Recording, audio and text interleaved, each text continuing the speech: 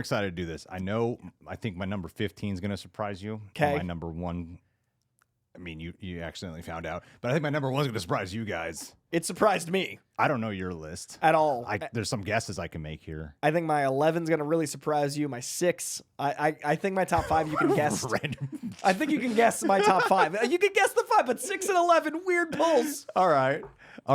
So let's break this down. We're going to do first our top 15. Koi will go In order. One at a time. 15, 15, 14, 14, that style. And then we're going to go through the rest of the year from like January, December of other things in those months that we're also looking forward to. So we're going to do the thing that you actually want us to do. And then we're going to, do the thing that would drive us nuts for not doing. Yeah, because I had like selfish 23 I sent you, and therefore if we do them monthly, we can talk about those. Yeah, exactly. So this, let's just go into it and then figure out how we talk about it as we talk about it. Love it. What's your number 15, Koyson? My number 15 is the 5th in a series that I love dearly, the 5th in a series of movies that has followed me every important chunk of my life since childhood, post-toddlerhood, Toy Story. Toy Story 5, I am very excited for. Those movies always hit me like a ton of bricks. I feel like so many people think they should have stopped at 3. I disagree because 3's ending was the end of a very important part of my life, but then 4 was able to address a different part of my life. And I'm really curious if 5 is able to also hit this I'm about to have kids in the next few years phase, and also, my aversion to technology. So I love the idea of them addressing that seemingly with tech being a villain. So 5 seems like my cup of tea, and Pixar more than not surprises me with how consistent they can be. Yeah, I really like that trailer, the one with the iPad. I still remember it. That's how much it stands out. Kids have to learn to channel their imagination more than ever. We have to, like adults too. We do. I've been looking at so many videos about how to like get your attention span back. And I believe in the whole like neurological development of a child at an early age. Like start there before you diagnose them with ADHD. Let's try to remove a little bit of technology and get them to like play with their toys again, where that causes you to activate your imagination. I'm working on not holding my phone as often at home because I know if I can break the habit before I have kids, I don't want them to think of me as like, I don't want this to be this whenever they see me, because then they're going to want that. So I'm trying to break it. Like we're not even pregnant and I'm trying to break it because I want years of habit of not this. And I feel like Toy Story 5 speaks to that. Yeah, it does. Oh, I'm excited for that too. It's not on my list, but I'm excited for it. Sounds good though. It does sound good. Sounds good, Mr. the Kid. It sounds good. Hey, by the way, leave a like on this video. That would mean a lot. Happy New Year, by the way. God, there's so many things I forgot to say at the top. And let us know your ranking, I assume, in the comments. Oh, yeah. Engagement. Come on, Greg. Yada, yada, yada. Click, like, subscribe. All right, my number 15. Please. This is an honest answer. This might surprise people. Let me explain. Michael. The Michael Jackson biopic movie. Is it because of the comments, No, Greg? no. I have not changed my thoughts or opinions at all. There's so many good movies next year. But the way, okay, yeah, let me explain something with my list. A lot of my movies, I don't know about most, but a good amount are based on my obsession with talking about or thinking about them. There's some where I'm like, there's no way this is going to be one of my favorite movies of the year. Like, I highly doubt I'm going to love this movie. But am I fascinated by it? Do I really want to see what it turns out to be? Am I really looking forward to the Rotten Tomatoes consensus, to the audience consensus? Am I looking forward to seeing if this movie in some way manages to subvert expectations and being a cliche film and maybe having a little bit of balls to it? Yes. All right. I want to see it. I've talked about this so much. That video that we did where I was not one of the champions of, I'm like, this looks entertaining, but, I got some things I'm a little bit scratching my head at, which did not bode well for some of those people. Did not bode well for the internet. No. However, that does not diminish at all how much I'm looking forward to the release of this movie and seeing what the outcome is. Because I'm looking forward to I'm willing to watch a movie and be like, oh shit, that surprised me. Yeah. And if at the same time, I'm willing to watch a movie, and if I don't like it, to crap on it. So let's find out 15 's which way it's curiosity. going to be. Okay. And I have no win here, right? No, because no. if I crap on it, you already thought you were not going to like it, and that's what happened. You're surprised by it. Oh, Oh, it's because you read the comments and people wanted to like you. And There's no way I win. Yeah, correct. Yeah. So either way, for my own sake, I wanted to see what it turns out to be. All right. Yeah. What's your number 14, Coy? I love the boldness. Number 14, this one is very tricky because I could easily see this in the same vein of what you're talking about being higher on my favorites of the year, but the trailer was so alarming. I was like, I don't know where else to put this, but I'm dying to see it. Oh. Digger, Tom Cruise and Inarritu's crazy comedy thing that we just got a trailer for.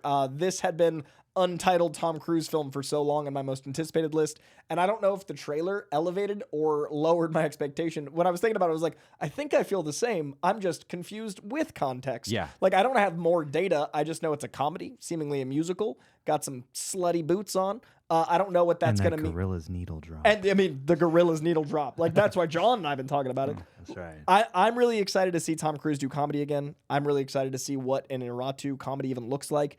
I was not expecting anything of that from the trailer, but there's always a little scratch in the back of my head of like, I wanted him to get his Oscar. Like, I thought this was going to be his big drama, so I don't know if that puts it higher or lower. So 14 felt comfy as like, I'm intrigued. I need more. It could either be Tropic Thunder or I could be disappointed because he doesn't get his Oscar film. What you said about the trailer either elevating or making it more disinteresting. Now, this is a fault I gladly own, is my own fault. Because I heard it was Alejandro, because I heard it was Tom Cruise, and I associate Alejandro with, like films like The Revenant, Gravity, films that are action done in a different way, like suspenseful stakes and some type of cool new way to bring a cinematic lens to action and drama at the same time. Sure. And I thought, Tom Cruise, that's a great transition. He does nothing but action for some reason now, but I still remember the great dramatic actor that Tom Cruise once was popular by. That's what he was known. There's a long time he wasn't known as the action guy. Yeah, like A Few Good Men era was huge. Years of just dramatic acting. And so I was excited to see that blend. And I just assumed it would be something like that. So when I saw the trailer, I have not come around to what that trailer pitched. The filmmaker brain in me is like, I want to be all filmsy, artsy, and go, but look at it different and taking a bold swing and all these things that you were supposed to say when a trailer like this comes out. But admittedly, I'm like, the thing I kind of pictured in my head sounded more cooler than what I'm seeing right now. So that's because of my own expectations, but I just got to be honest with my personal anticipation list. And that's why it's not on there, even though I definitely look forward to seeing it. So far, no commonalities. No crossover yet. All right. I forgot what my number 14 is. Check the tapes. Let me pull it up here. Oh, yeah. Okay. Number 14 for me, it's kind of the trailer thing. I think a lot of people are blown away by the trailer, and I really like the trailer. Yet, I didn't love it as much as I wanted to love the trailer. However, this seems like the kind of movie that even if the trailer is not really making me fall in love with it, I think I will still love this movie when the actual film comes out, and that's Project Hail Mary. Oh, wow, that's low. Low? 14 out of like 100 movies we looked at, it's still in my top 15. It's higher on mine. Spoiler alert. Okay, all right, when we get to it. But yeah, I mean, like Ryan Gosling. That's why I'm shocked. That's why I say Phil low, Lord, because your other alias was based around the Goss. Those all that everyone involved is the reason I'm like, this has to. There's no way this can be Drew Goddard. Yeah. There's no way this can be a bad movie. Apparently, it's based on like an amazing book, and the writer of The Martian. And I really love everyone involved in it. I've only seen the first trailer, and I've only seen it a couple times. But it didn't do anything to really like skyrocket me up on the list. Kind of what you were saying about Digger. It didn't make it go higher for me. And so that's the only reason why I put it at number 14. Even though I'm really confident I'm going to walk away loving this movie. Should I give my Hail Mary thoughts now or when I do Yeah, give your thoughts now. Okay, so and then I'll just tell you when it gets to the list. Yeah. My Hail Mary thoughts are I have never, ever, ever walked out of a Lord and Miller film not elated. Like, not even good. I've literally never been like, oh, I've been like, whoa, whether it's 21 Jump Street, whether it's Spider-Verse, like those guys are just such geniuses of blending tones. And I'm really excited for them to do a more dramatic comedy. So I'm really curious what that looks like. Drew Goddard, he wrote some of my favorite stuff, whether it's Cloverfield, whether it's getting Daredevil on Netflix. He's got a Sinister Six script I would kill someone to read. The man is one of my favorite writers. Ryan Gosling, I feel like, has been so consistent, and there's always an asterisk next to his performances for some reason. For like the people that don't like him, there's always something. Like, I thought his performance in Barbie was like an all-timer, and then people are like, oh, he's so the guff the man gets. What did they say? I thought people loved it. I thought he was a scene star. So people were mad he got nominated for the Oscar. There were people that were complaining that he wasn't like a man's man, which he literally was to a sardonic level in a female-led movie. There was so much, because of the type of role it was, surrounding it. Oh. And To me, that's what he's got in his last like 5 roles. That was brilliant. It was Performance. one of the best. I It was think the best performance of the movie. Yeah, I think it's one of the best performances in the last like 5 years. But I feel like Gosling, no matter what he does, there's like a thing. I'm excited to see him do a role that feels like was made for him. And I feel like this is what he does well with comedy, what he does well with drama. He seems like a guy that could actually be an astronaut and that handsome. Like some people can't do both. And so you put Goddard, you put the incredible team behind the scenes and Gosling, and then you do something that feels like The Martian, which I love. Like this is high for me. Yeah. And I did see lots of footage at Comic-Con. I did not see the trailer. So I haven't seen the trailer, I think, that lowered your interest. I've only experienced like 20 minutes of footage at Comic-Con and then like an hour-long panel. So I think we have different exposure to it. I'm highly in the minority on that trailer. Okay. I know a lot of people. And I think I did see it. It's only like a minute and a half, right? Shorter? It's a pretty short trailer. Okay, yeah, I think I did see it. And I get the impression the movie's going to be a lot weirder than the movie's letting on. Sure. Because they have to sell this movie. And I think the weirder film that comes out of it is the movie that I'm going to be in love with. Okay, that's fair. Yeah, that's just my Hey, respect. Somehow I'll get crap for not making it of 100 movies or something. Greg, It's only why do number you love 13 on your everything? list. So what's your number 13? My number 13 is ironically directly tied to Barbie, and it's because of Barbie that it's this high. I'm so excited to see what the follow-up to Barbie is from the incredible Greta Gerwig, Narnia. Oh, yeah. I'm not a big Narnia guy. I saw the first one. I enjoyed it. I didn't really follow the franchise. I've never read the books. Greta Gerwig so impressed me with Barbie, actually for a lot of the same reasons that I love Lord and Miller. Metamodernism is, I think, one of the hardest things to quantify, like the sincere irony, ironic sincerity of metamodernism. What we're doing with a postmodern society and commentary through film is my favorite study in film. Barbie, I think, is the best example of that since, other than Lord and Miller, since maybe Fight Club. And I think that what Greta Gerwig could do with Narnia could be a more sincere take and assessment of religion. And I'm really curious at what level of like YA it plays, what level of like dabbling into that commentary it does. Like she's such an incredible filmmaker. I'm more excited for Narnia than I would be under anyone else because the franchise doesn't interest me as much as her doing this franchise does. Yeah. So it's up there for me just out of sheer blind curiosity of like, why this after Barbie? Why a Netflix decision? Why do it now when you've got like everything at your disposal? You got a blank check right now. Narnia? So I'm really curious. Well, and this is the rare occasion where they actually adapt the first book, which almost everyone skips in favor of Lion, the Witch, and the Wardrobe. So Did this will not be know kind that. of new territory, according to what I've read. Yeah. So there's a book before the movie we've seen? Oh yeah. I mean, there are 7 or 8 books, and they have been adapted very kind of all over the place. And Okay. I think some of that has to do with certain recurring characters that may not be in other books. But yeah, it's been adapted in a very off-road kind of way up till now. We're getting hobbited. Okay, I'm curious. Yeah. What's your 13? Or do you have any thoughts on Narnia? I don't really know the franchise. Same. I know when I saw the first movie, that's the only one I've seen. I was I never hooked up with this girl, but I was next to a girl who, it was that thing, we were so young. She liked me, I liked her, but I didn't know how to, I was just fucking weird around girls back then. So I just was like making stupid jokes and not really paying attention to the movie. So I don't know, when I say I don't know the movie, I really don't know the movie. So I don't really know the story. Yeah. So when I think about Greta Gerwig's sensibilities, what I've seen from like Lady Bird and Barbie and how social commentary heavy she goes, it's hard for me to go, Narnia? how does that apply to Narnia? Exactly, which seems to be more of like a historical riff or a even a bit of a religious riff. I don't really know what her sensibilities would do for that, so I'm excited to watch her branch out. Yeah. That's the main thing, because Barbie's a fantastical movie when you think about it, right? Totally. So yeah, that's what I'm excited for. My number 13, I was hoping would be higher on the list, but it's really not. I had to go. Oh, I really did. And the reason why is because the first look of this did not make it go up for me. And we did a whole video on it. We did a whole podcast on it. It's Supergirl Woman of Tomorrow. Okay. I love the comic, and I feel like if I didn't read the comic, I wouldn't be as excited for this movie. I feel like if I had only seen the trailer, Sure. it might have just been like, this looks like another installment of a comic book movie with probably a really good performance. And perhaps it's going to be fun, but does it look like an event film? No, it didn't do that for me.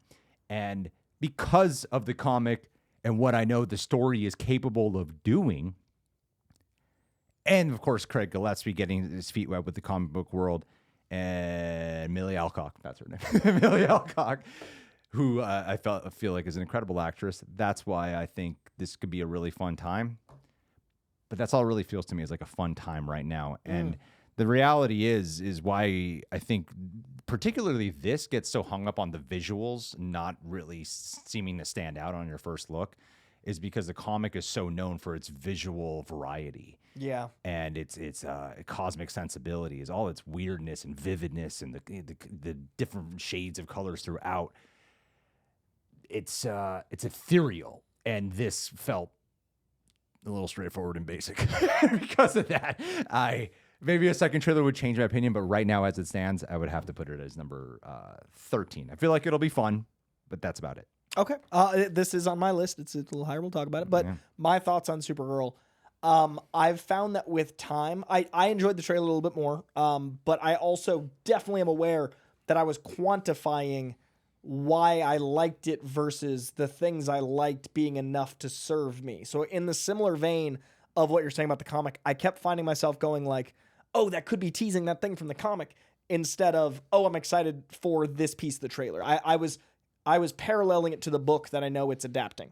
They've never done a one-to-one adaptation of a mainstream comic like this. It's usually, Watchmen was a nerd's dream for that to ever happen, and it was insane that it happened, but that was the last time I think there was even a one-to-one at all. Supergirl is much more mainstream than Watchmen. But if you look at like Civil War, that ain't Civil War. If you look at like Batman vs. Superman, that's not the Frank Miller stuff. It's pieces of it.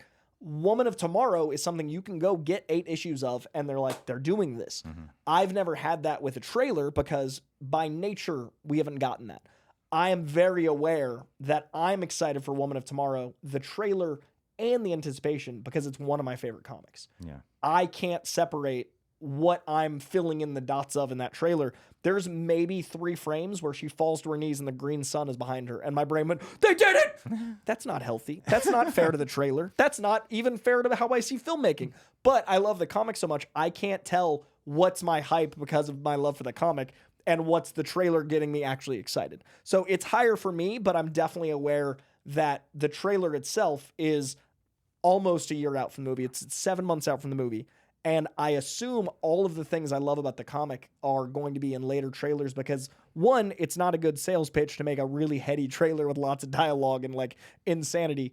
2, you are trying to play off a movie that just came out and you're trying to parallel that audience, so it's going to feel more like that. But most of all, 3, I don't think the effects are done for the things I think that are coming, but I'm very aware that I'm really quantifying my excitement, which means I'm kind of in the opposite boat. I'm afraid by the time I'm watching it, I'm going to be like, where's the comic? So I've never felt like this because they've never adapted a comic I love directly. So I'm really curious how I feel. It's higher for me, but I totally understand where you're coming from. I appreciate that. Appreciate you understanding. What's your number 12? My number 12 is a trailer we just got. This film was untitled for so long that I was like, the title seems exciting. The Steven Spielberg UFO film that was just known as that for the longest time is now called Disclosure Day. It's the first time I've gotten an email from a studio, and I was like, the fuck is this? And I've gotten excited by like, no, the title. Oh, there's a trailer. You saw the trailer? Yeah. And it looks good? Yeah. Okay. All right. It looks good, but it's definitely like an early. It's a teaser that gives so little away that I'm really excited for the trailer. Like it truly teases. And you've seen all the Alien films from him, like Close Encounters? No. Okay, you haven't seen Close Encounters? I haven't seen Close Encounters, or he's got another one. Not E.T. I've seen E.T. Worlds, I saw War of the Worlds in E.T.. theaters and didn't like it, and I'm sure that's changed. I don't know, man. It's kind of divisive. Is it? It's a divisive movie. It's grown on people. Okay. Most people really like the first half. I saw it in theaters, and I remember thinking it was like my least favorite Tom Cruise movie at the time, but I was also a child, so I was like, where's action? Yeah, it's got a big fan base for sure. Okay. But it's one of those things with a big fan base that's also divided. Right. You know, What's the one, Crichton, no, what's the one? Destination. Frontier. The BFG. What's the one that's like The aliens talking. It's like lots of lights. Indiana Jones. And And there's I lots think of. you're thinking of First Encounters. Did he do that? Close one? Encounters Close of the Encounters of Third Kind. Yeah, was that him? Yeah, I said that first. Yeah, he Close said that Encounters. first. That's Oh. the first thing I asked. Neither of us has seen that, Coy. I've not seen it, nor did I remember you asking about it seconds ago because haven't of Men seen in it. Black. The three of us should watch that classic film. But I have not seen. I've seen E.T. and otherwise I only know Spielberg is obsessed with UFOs in real life. Yeah. like his obsession with them as a person, and then him being one of the great like modern filmmakers. I'm really intrigued because what Spielberg does to make things feel magical and to make that sense of like awe and wonder is incredible with like mundane things. So if he's passionate about UFOs and he's making a movie, I can't wait to see the Spielberg magic with something that he thinks about when he's not at work. Do you know what I mean? Like if I was somehow a good filmmaker, if I made a Spider-Man movie, I'd be stoked because it's like that's my thing. He's that. He's Spielberg and he loves UFOs. So I can't wait to see this sight unseen. I think the cast is solid. I think I was a little disappointed, not in Ready Player One overall, but in the fact that it didn't feel like Spielberg. Like the movie's fun, but I wanted to be like, what's the book I like by way of Spielberg? I think this is going to scratch that itch. I'm not a UFO guy. I think aliens exist. I don't think we're hanging out with them yet, but if things have occurred, he's the guy I want to tell me. So like Disclosure Day seems like my jam for someone that wants to believe. Yeah. Yeah, that's a good point. I haven't seen the trailer for it. Okay, Potentially avoiding it. I feel like I'm going to see it anyway. Might react to it. sure. Don't know. But yeah, Steven Spielberg, arguably the greatest director of all time. I mean, making an alien movie when he's an alien junkie, that's pretty exciting. So what's your 12? My number 12. I know nothing about it yet. I just know it's part of a franchise that has been pretty much a hit after hit, and I don't think you're that familiar with this franchise. Evil Dead Burn. I only know the Lou Pucci one. It's a Lou Pucci. Which one did Lou Pucci. Which one did Pucci do? Rise? Lou Taylor Pucci is in the 2013 Freddie Alvarez was one? He's the guy Yeah. who opens the book and reads it with the long hair and the glasses. Okay. He's oh, he's yeah, a friend of mine in real life, so I just remember he left for a long time, came back when Got it.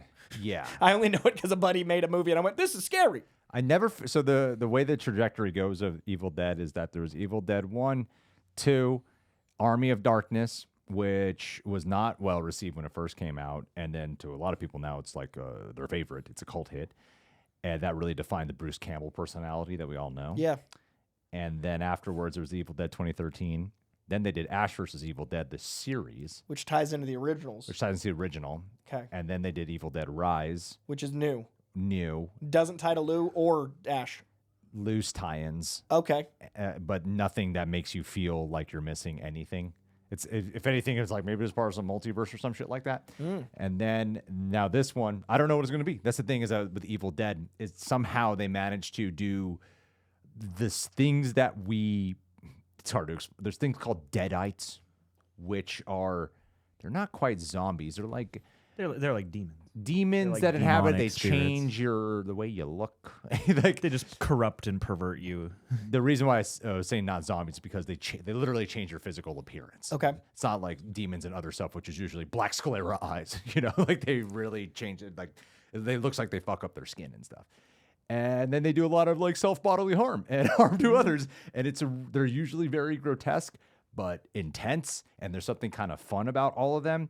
And yet they know how to like mix it up every single time. There's yet to be one that I feel like hasn't done something different. Even the remake managed to do something different, and that was a remake. Cool.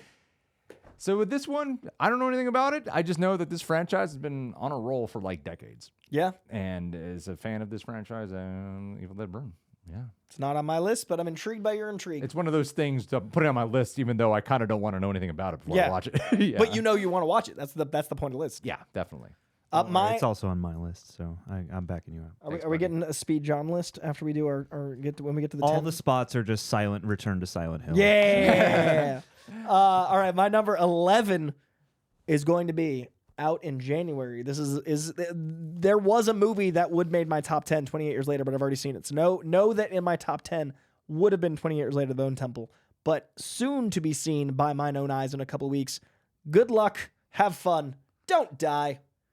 Gore Verbinski's back, bitches, and he's What? got Sam Rockwell with him. He's back. What is this? Gore There's a lot of Verbinski. buzz around this movie. Dude, What is this movie? Sam Rockwell in an AI farce directed by Gore Verbinski. What's this called? Good luck. Have fun. Don't die. All right, I love those kind of titles. I have no idea what it's about. I've seen one image, and it's Sam Rockwell looking kooky, and it's. I know the premise. Oh, look at that's the one image. Look at that. That's all I need, Greg. That's all I need. I'm so excited because that and Gore Verbinski. Gore Verbinski, by the way, I think the Pirates franchise should be in the conversation of the great trilogies. I'm not saying number one. I'm saying in the top 10 all-time trilogies. I feel like those movies aren't beloved to the scale of their success and awesomeness. And then he did Rango, which is one of the greatest animated films of all time, as DP'd by Roger Deakins, and actually had all those actors acting, and then they made them insane, photorealistic CGI animals. It was just too real for people. That movie is drugs.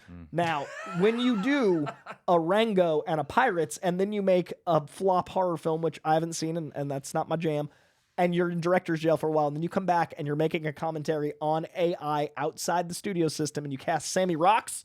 Oh, John, what's it about? You're about to teach me. All I know is that Sam Rockwell basically like appears at this diner, and he's apparently from the future, and he needs to enlist all these people to help him stop the friggin', AI overlords, essentially. I like there's 50 movies I want to see next year, and like I sent you 23. The fact that an Image and a Verbinski has this at 11, I'm so excited for this movie. He did a horror movie that I quite enjoyed that I thought was very overlooked called A Cure for Wellness. That's the one that got him in director jail yeah. because it lost a lot of money after all the Pirates and Rango, and Rango didn't help either. It wasn't well received either, but I liked it. He also did the Ring, Yeah, which without that we wouldn't have gotten many great J horror remakes. I feel in like the Blumhouse US. owes The Ring and so do J horror remakes. Like The Ring did a lot for horror. The Ring is the reason we got a bit of this one can do it. And then they followed the Grudge up, and then it was like, well, let's do it a lot now. Let's do the Eye. Let's do every one of them. Have you seen Rango? Yeah, of course. Are you a fan? I was super, super high when I saw it in theaters. I don't remember at Bold. all. Okay, I it's couldn't really follow special. it. I suck at following animated movies, especially if I'm stoned. Okay, That's why I stopped smoking weed 6 days a week. Because that one day you don't need to follow movies Yeah. is your day for it. All right, well, that's my 11. What's your 11? My number 11. I've seen this trailer so many times on my own. Not caught it once in the theaters, except for one movie, which I thought is kind of funny. They played it before this movie. I'll tell in a second. And I was watching this going, I can't tell if I hate this trailer or love it. I had to go to my wife, Olivia, and be like, hey, so what do you think about this? It's like I didn't want to place anything on her. She watched the whole thing, and she's like, I don't know. I can't tell if it's good or super pretentious. And I was like, that's what I said. It's Maggie Gyllenhaal's The Bride. This is high on my list. This is what I love the Frankenstein, other than the book. I love the Frankenstein story. And there's something about I love everything but the source I love material. everything but that fucking book. Everything but from whence it came. The only part of my Frankenstein journey that felt like a goddamn chore was the book. And the only time I saw the trailer for The Bride in the theaters was before Guillermo del Toro's That's Frankenstein. hilarious. And I get it. Like, the concept of what if it's Bride of Frankenstein and Frankenstein's monster, but they're Bonnie and Clyde. None of it, though, seems to capture the heart or spirit of what makes a Frankenstein's monster movie. They just feel like a couple. I don't get the sense of like the reanimated people and their existence in that. And they look fairly normal, especially the bride. Like the bride looks fairly normal in The Bride of Frankenstein. Sure. And Christian Bale, yeah, he doesn't look the most attractive, but I don't feel like he's this monstrous looking fucking being. You know, everything about it looks way more Bonnie and Clyde than it does Frankenstein's monster.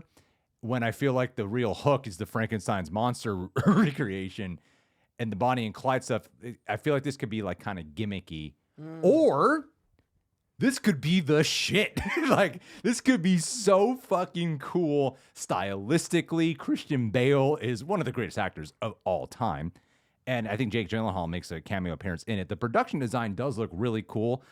And it kind of looks like what Joker Folie à Deux should have been in a lot of ways. It really does. So I like the Bonnie and Clyde original movie. And of course, I'm a big fan of the Frankenstein's Monsters Tales. So a lot of this is exactly why I'm so conflicted on it, because I'm like, this could either be annoying and loud and artsy in the way that feels like they're trying too hard to be artsy and cool, like look at me, or it actually is artsy and cool, and yeah, we should look at it. So I just don't know. I really don't know. I love that our 11 through 15 are. I've got this as 5s, all 5 for 5, no crossover whatsoever. But we have some like later, and The Bride is one of my later. So I will say, I went to CinemaCon, and the 2 things that stood out, other than How to Train Your Dragon, I got to see all of How to Train Your Dragon wicked early. But the 2 bits of footage that stood out most were I saw 3 seconds. Not 3 minutes, not 30 seconds, 3 seconds of dynamic duo. And I was like, that's going to be everything. And I saw the trailer for this, and then Maggie Gyllenhaal came out and talked about it. And the footage that wrecked me the most, other than dynamic duo, was there were sections of The Bride that weren't trailerized, that were just dialogue, but the action and kinetic way it was directed was so crazy. And then Maggie Gyllenhaal came out, and the way she was describing the use of frames and how she would use different lenses and different frames to get into the psychology of each character, and the way she was navigating storytelling using frames, I was like, it felt like the Ryan Coogler video, but in person. And then they showed some more footage, and from her describing it, I was like, I see exactly the vision that I never would have thought to do The Bride of Frankenstein in, and I've been jazzed ever since. You add Sex Pistols energy to that, you add this crazy true punk rock like aggression to it, all of that's my jam. And it's the kind of thing that feels like, I totally get the pretentious, because this sounds pretentious, it feels like an art house kid got famous and finally made their thing. Yeah, but Like- that could be fucking great. That's what I mean. Yeah. Like, it sounds like, oh, a thesis film from a Gyllenhaal, great, but also a thesis film from a Gyllenhaal. Yeah, Like, it's literally it could, it's literally the same sentences, just a different tone. exactly. Yeah. This could go either way. So Yeah. The Bride, I have these same concerns, but the CinemaCon, we got like 20 minutes of between the conversation of 15 and then the footage of 5, 20 minutes, and that I left CinemaCon buzzing about The Bride. So this has been up there for me, and I think it looks great. Also, the tagline, "Here comes the motherfucking bride," Yeah. and they splot out the motherfucking with the ink blots of her face. Like, those cheeky things, my jam. Yeah.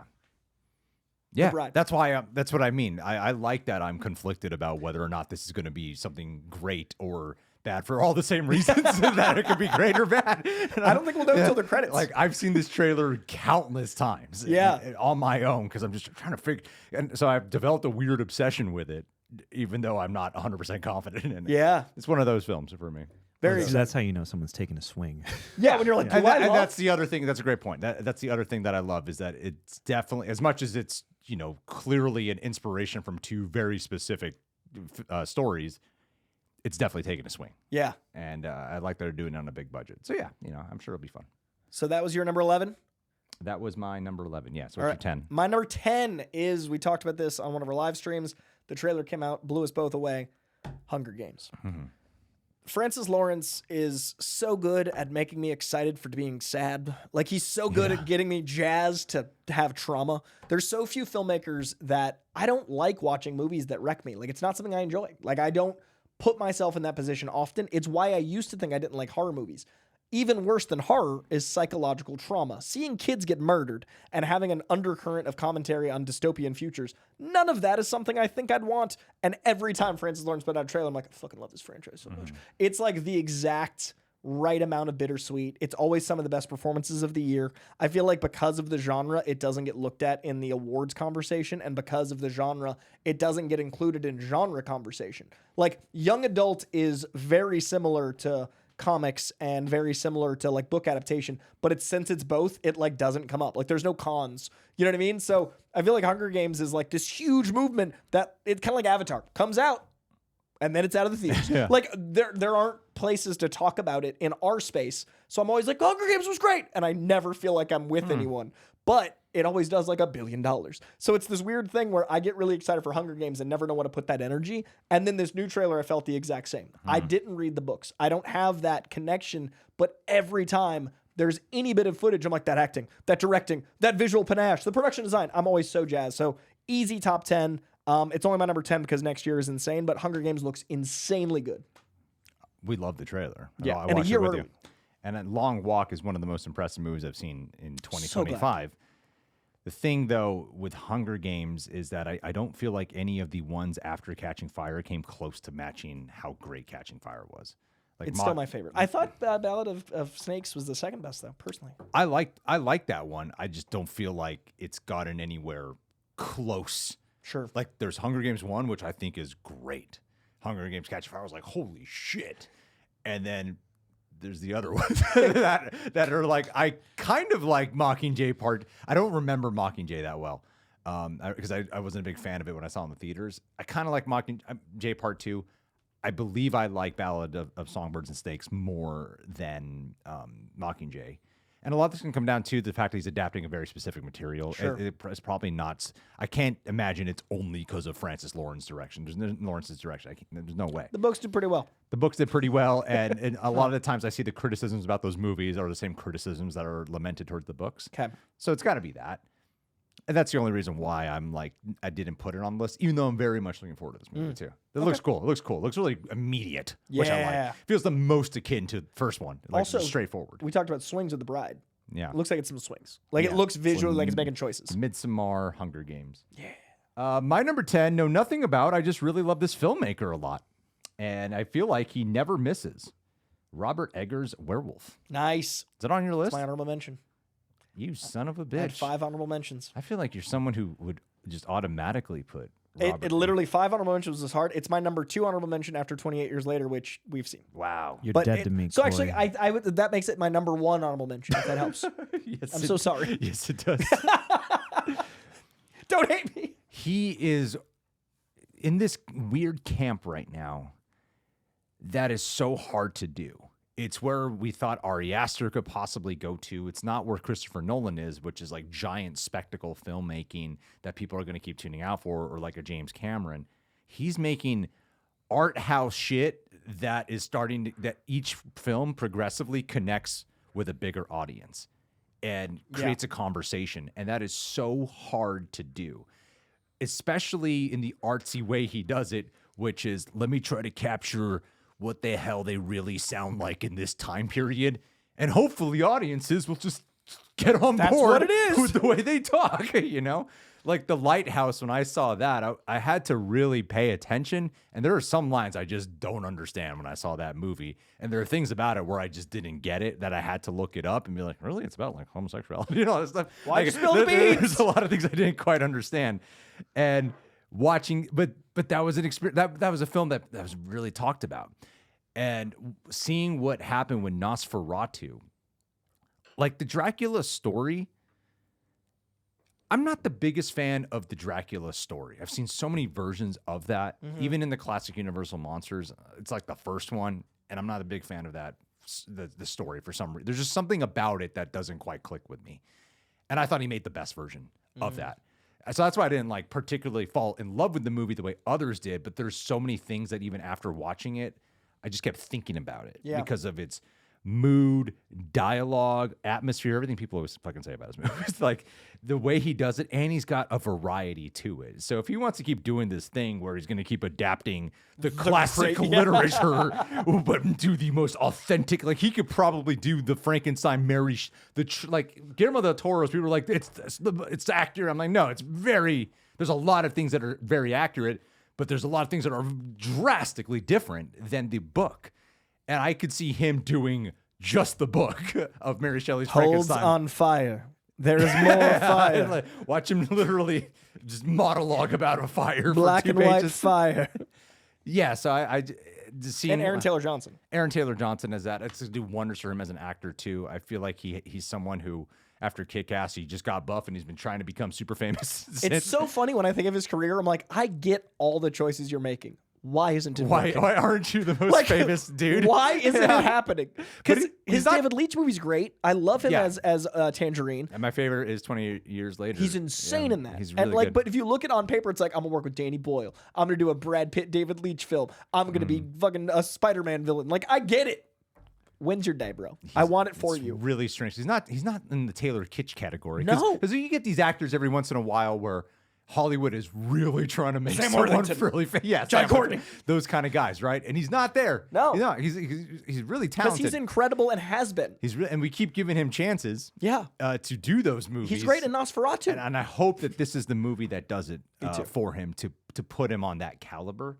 So yeah, I just feel like this is gonna be like an awesome film. He I- elevated Craven somehow. It's not good, but like there were scenes where I was like, huh, that's Yeah. acting. And like, that's crazy. I love the werewolf tale too. I think what he could do with that is going to be something really incredible. I mean, I'm Like, excited. people And always talk about the North. I haven't seen the Northman, but people always talk about the Northman. My The second favorite. The Witch has been in conversation forever, so he is that director that we kind of need right now. I think you might. The Northman is second only to Nosferatu for me, and I think you're gonna love it. It is an insane side of a van metal painting. yeah, it's that's so what badass. I've heard. Yeah, Yeah, I like trained for 3 months with the soundtrack. Like it Nice, jacked yeah. me up. Yeah, Yeah. So okay, that's a great. That's your number 10. yeah. All right, my number 9, The Bride. Okay. That's our first time we've already discussed something. Oh, we did So it. I think we're gonna go faster through Then now. I'll go to number 9. The Mummy.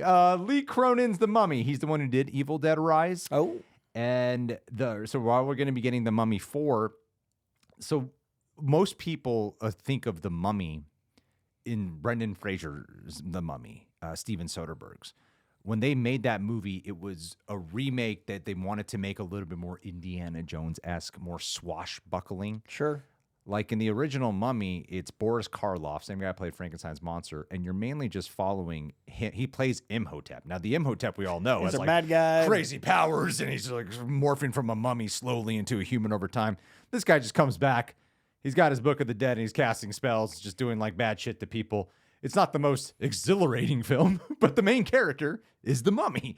And I think that he can go back to doing something that feels very there's no way this will be a film on the scale of Brendan Fraser's Mummy, and that's kind of why I like it. I think this could actually be a horror movie the way the Mummy was intended.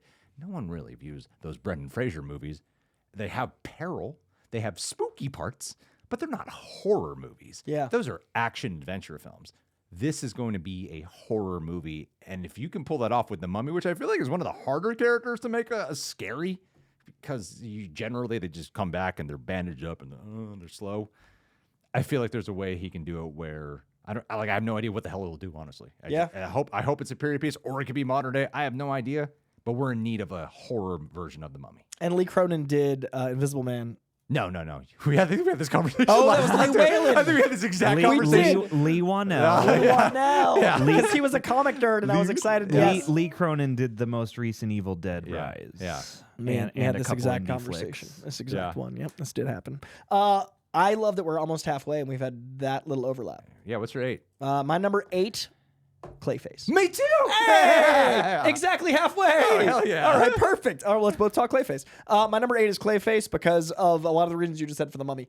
I love that we're getting a low budget horror in the genre space of comic book stuff. I think that is long overdue. I think this kind of reminds me of the build up to Logan, where it's like something different but using popular characters. Clayface is obviously not as big as Wolverine, but Batman is. So I'm really excited to see what we do with an in-canon DCU story with a Batman rogue without Batman. Like, Yeah. that's exciting as hell. And you add to that, like, the practical effects. You add to that the fact that the clapperboard that just came out has the font from one of my favorite comics, Oh, cool. period, I didn't see that. Clayface of Cool. One Bad Day. So there's this series called One Bad Day, and it's a commentary on how Batman's one bad day from being the Joker. It's from the Batman the Killing Joke. Yeah. The idea of, like, just one push. They made a whole series of villain-centric stories from the villain's point of view, where Batman is kind of like in the background, and it's cool. one bad day. So it's all these villains getting their own and their individual anthology issues. It's like a 60-page book that doesn't have any continuity tied to it, so it's its own thing. Yeah. That Oh, Clayface. that was one of my Batman movie ideas. I'll tell you about It's later. real good. Not on camera, Rick. It's real good because it is a Clayface story about him as an actor, about him trying to find his way, but it's a horror book. That font is what they use in the clapboard. So if they're adapting anything of that, Yeah. I'm going to lose my mind. And that book series, I feel like would be a good Mr. Freeze, I feel like it'd be a really good. There's everything that they could do to do what Sony didn't do. And if they start here with Clayface and this does well, it doesn't need to make a lot of money to make a lot of money. It could launch a great Batman's Rogues Gallery of doing stuff like they just did with the Penguin. Like the Penguin showed, we didn't need Batman for that show to be awesome. So if you could do that with the DCU and run parallel to Matt Reeves' universe, you get all the Batman rogues in some form. Like, this could be a great proof of concept for comic movies in general. And let's not forget, it's written by Mike Flanagan. Mike Flanagan. Who is a horror writer, storyteller, who knows how to do horror that is massively character driven, Yes. somber, reflective, And it's cool because his shows take way more time because they're a show, and he uses the advantage of that medium. But his movies, he knows how to make them tighter and more entertaining. And I know he's only writing and producing; he's not directing it.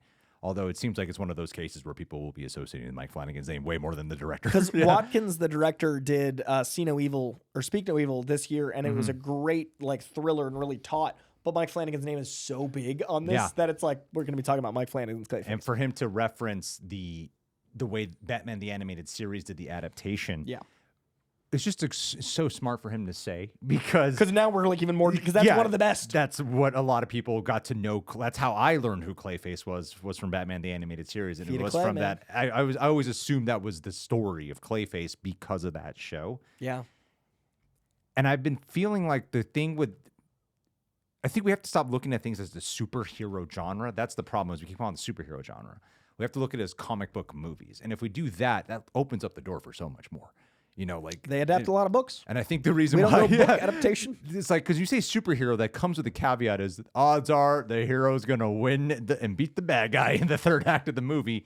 So even if you do a lot of things different in those movies, a lot of people just start generalizing the superhero genre because third act they beat the bad guy, and they move on. How do you do that with Clayface? Clayface, it's not going to be the case. Right. Like Joker, the first one with Joaquin Phoenix. That was a great case for kind of what I'm talking about. But because it's Joker and we've seen so many Joker renditions, I don't think the association happened with that. Clayface is a better proof of concept that we can do this with more characters, that we don't have to do superhero movies, but we can do comic book movies still. And there's so many great comics that aren't cape books. Hang on a second. Sorry. Okay, you're back. Take it. Just take it back a second. There's so many great comics that aren't like cape books, and we see that in these adaptations. But if you can do a cape character in a not cape movie, that really does change how people perceive it all. I'm so excited. So yeah, Clayface, number 8. Sweet. What's your 7? My number 7 is another cape thing. Avengers Doomsday. Oh, wow. It's there. Okay. Avengers Doomsday is, super anticipated, big event movie of next year. We just started getting trailers for it. We've seen the Steve Rogers, as of filming this, Steve Rogers trailer. And it has me feeling some of that, oh my God, an Avengers movie's coming. I like something about the score, something about that energy, something about that, like, oh my God. But I don't love the things we know so far. So it's really hard because everything that makes me feel emotional is from the few seconds we've seen. So it's very successful there. But we know Downey's Doom. We know that Steve Rogers comes back. We know that they're doing the thing that comics do, which is sometimes when you make a bold story swing, you've got to go 10 toes down and really stick with it. As soon as you backtrack and you go, nobody really dies, you lose credibility in the comic book medium. I'm afraid that the Marvel Studios side is going to start mirroring Marvel Comics in the 90s. And that was a lot of like, Heroes Reborn, the return. Like there was a lot of the bold swing didn't work, so they bailed. And I'm really excited to have the potential for the Russos to get me on board with these choices. I have said from day one, I don't think it's a good idea, but I can't wait to be proven wrong. That's been my number one statement. Can't wait to be proven wrong. Now that you've added Steve Rogers back, I'm even more like, we doing what I'm worried about. And like the idea of the faces of this being Chris Evans and Downey Jr. after phase 4 and 5 took so many swings. The idea of making a sequel to Endgame instead of doing something with Doctor Doom that has anything to do with the Fantastic Four, which was a good movie just now. Like we fought for a good Fantastic Four for 3 generations. Every 10 years they make one of these. We finally got a good one. And now we're doing Doom without that mattering. Like it's a lot of things that like, but at the same time, we've gotten, as of this moment, I've seen 1 minute of that movie and it worked. That 1 minute, I was excited. Even though I don't want Steve Rogers to come back, even though I don't want Downey as Doom, I'm still like, man, there's an Avengers movie coming out. So it's at 7 because I know inevitably as we get closer, I'm going to be losing my mind. And maybe this would be number 1 if it was November, but it's not. It's December, and all the data I have is like, I'm a little worried. So 7. I mean, I share all the same concerns with you. This movie is higher on my list because of the concerns. Your version of anticipation is so different than mine. You're like, I hate this footage, but I'm very excited. I'm going off of what do I kind of obsessively think about and where do I feel on this scale of like must see right away. Okay. Like, I don't really have the proper categorization for my list. A lot of it is also intuitive of where I'm like, yeah, I'm feeling it here because I have a lot of optimism, and I also simultaneously share every single concern you have, and I just have to see. When they said Robert Downey Jr. as Doctor Doom, I'm like, could be the worst decision they ever made. It seems so desperate. But if they manage to make that work, holy shit, that is impressive. I just have to see what they pull off like that, no matter what. I don't feel like this is going to be the one thing I just don't want it to be is like Captain America Brave New World, where you pussyfoot around and you don't take any swings. This seems like the weird mix of safest bet meets biggest swing. Like, you know what I mean? Like, Everyone's this in is- it. They're swinging. Like, they're nostalgia baiting and going backwards, which is the safest thing you can do. Bring back all these fucking people. At the same time, the choices and how they're going about it. We're going to ignore a lot of Phase 4. We're going to highlight people from the past. We're going to make Iron Man, Doctor Doom, all these things. X-Men are in it. All the X-Men are in it. The cast is going to be way too packed with people that you can't fit in a 3-hour movie. Like, this sounds chaotic. And I have to see what that looks like. Yeah. I'm just too intrigued. Not intrigued in the way like I am confident this is going to be a great film. I'm just so intrigued by whatever the hell this may be, you know? I think my list has about 20% more expectations of, at the end of the year, my favorites. Yeah. Like, I think the difference not in my how list. I've detected. Because, like, throughout this, like, I'm very anticipating the experience of Avengers. Yeah. And I'm excited for a year of press. I'm excited for, like, we're going to get to play in the Avengers Doomsday Sandbox for the next year. Yeah. That's exciting. But I'm very aware of all my reluctance outweighing my anticipation, even with all that in mind. Yeah. I'm excited to cover every morsel on my channel and here. I'm excited to think about every detail. I'm excited to look at every poster, and I get a year of that. But I'm also aware that I'm going to go in there like, I love Doctor Doom so much. How can this work? And that's bullying way down. And I'm like, I love those 3 arcs, and that's undermined to me. How can they fix it and show that that doesn't completely negate my emotional impact? So, like, all of that goes into my weight as much as the anticipation goes into my weight. I just think it's going to be amazing or terrible. And I have to see which one it is. 12 months. You know? A year from and, right like, now? We're going to be obsessively thinking and talking about it. All year. This is the And year I- of... I'm just so looking forward to the boxing match of anticipation with this movie. I can see you that. know, like, oh shit, man, this is a bad call. What are they fucking doing? To holy crap, I'm excited because they just did this now. Like that's what it's been this whole time. This whole it's time. like, holy crap, James Marsden did it. Oh my god, fuck yes. Oh, why are they doing this? You know, that's what the whole thing has been. Yeah, even the trailer release. Yeah, All of it, everything. And that's why I'm so thrilled about it. Yeah, and like it's a year away. We get to have this for a year, and there's like a legit 40 movies I'm excited for next year. 7 is, it sounds low, but like that's really high for how much I'm worried. Yeah. Like it's crazy that I'm still this excited when I'm like, as a comic fan, like, what are you doing? All right, my number 7. I don't know if it's on your list. I imagine it would be. I love the last one a lot. I saw it 3 times in the theaters, and there's not many movies I go back to rewatch in the theaters. It's number 7. So yes, because of what you said, do I think my number 7 is going to be better than a lot of my 1 through 5? Absolutely. But it's number 7 because it's like, yeah, of course I'm going to watch it. That's like the vibe I have. Like, yeah, of course I'm looking forward to it. You know, I'm going to watch it. I've accepted it's going to be a good movie, so whatever. It's Dune Part 3. Oh! I would not have, from the way you described it, I was like, there's no way it's Dune. It is Dune. Yeah, it's Dune. Okay, I think Dune's going to be great. Yeah, Dune's going to be incredible. Okay. Dune Part 3 is going to be incredible. Like, Dune Part 1 was so incredible. Dune Part 2 was even better to me. Yeah. And Dune Part 3, from what book readers tell me, is not as strong. And I don't really care. I think Denis Villeneuve, he managed to do things that were different from the book, for what I'm told, that managed to really work for the movie. And I think he'd be conscientious of these things. I don't feel like he'd want to do it unless he had confidence he could pull it off. He just seems to kind of refine his skills every time he does it. They're adding Robert Pattinson to this, man. It's going to be an incredible film. And it's one of those things where I'm just like I haven't really thought about it because I'm already so assured You're not of it. anticipating, you're like, I'm going to see it. Yeah, I'm like, there's nothing to really think about. Like, I'll buy tickets when they're out and I'll go watch it. And I'm sure it's going to be good. Like, I like a movie that has me more like, oh, what's going to happen in this movie? What's this movie going to turn out to be like? You know, Hence, I'm curious where your doomsday lands. like what? I'm not obsessively thinking about it. You Yeah. know, but it's like I know I'm so confident in it that I had to put it at least in the middle. I have Dune on here. It's Yeah. it's higher, I but imagine I'll it is. discuss. I'll discuss my Dune take.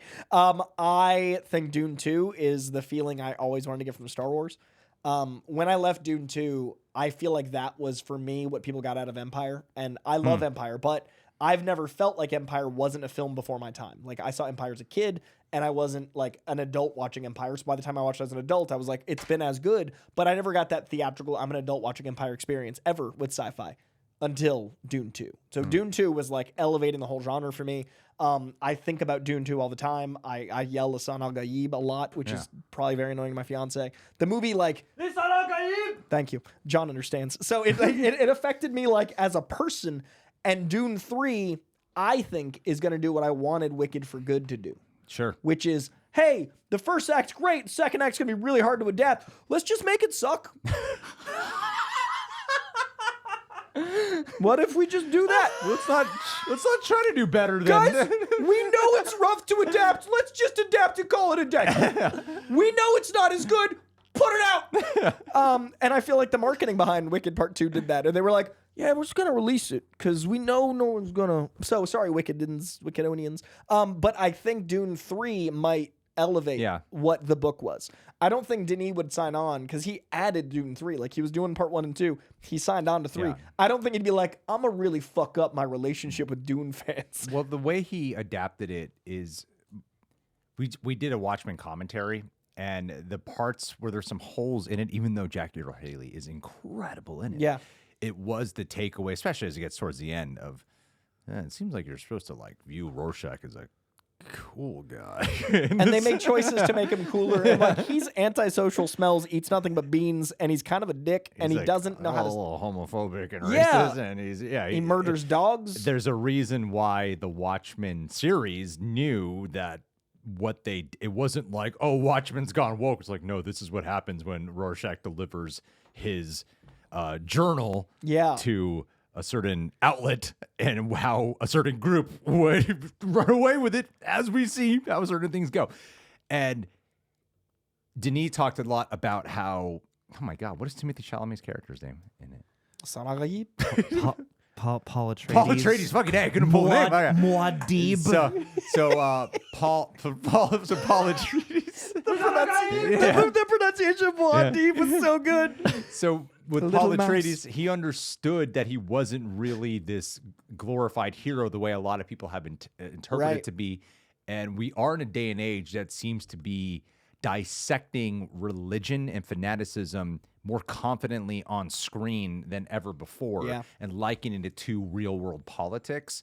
So for him to do that on such a big scale and kind of do something that challenges the readers and still satisfy, I imagine he'll do something great here. That's another thing is I'm really excited to see what he does with the insane things I've heard just lightly mentioned while commenting on the greater story. I'm so excited for Dune. And for Timothy Chalamet to be doing interviews going, I'm the best fucking guy that ever Yo, existed in if there's this an world. actor, I'm better. Yeah. I'm just the coolest dude ever. I did Marty Supreme. I'm on the I sphere. stayed in character for 8 years while doing this interview with you. No one could top me. While I was doing Dune stuff, I was playing ping pong behind my back. But yeah, I'm very excited for Dune 3, and I'm really excited to see that cast grow, because like Pattinson in that world intrigues me. So anyone new, yeah, Dune's up there for me. I said I thought my 6 would surprise you. We're at number 6, What is it? Supergirl. Okay. So it's above Avengers Doomsday, but my experience is like these next 5 are work for DC. that's lower than I thought you'd think I'd put it. You work for DC. Yeah, Yeah. but that's why it's higher than Avengers Doomsday, guys. and maybe those other reasons I listed. Maybe no, it's cause DC.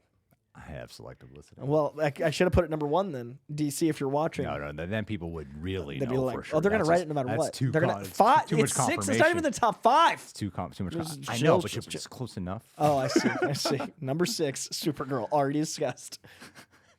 Your number. Oh wait, Yeah, let's just my leave it number there. 5. We've already talked about it. We've moved on. Number 5. My number 5 of the year would be if Wait, it had. then I should do my 6. Oh, you haven't done your 6. Yeah. Please, your 6.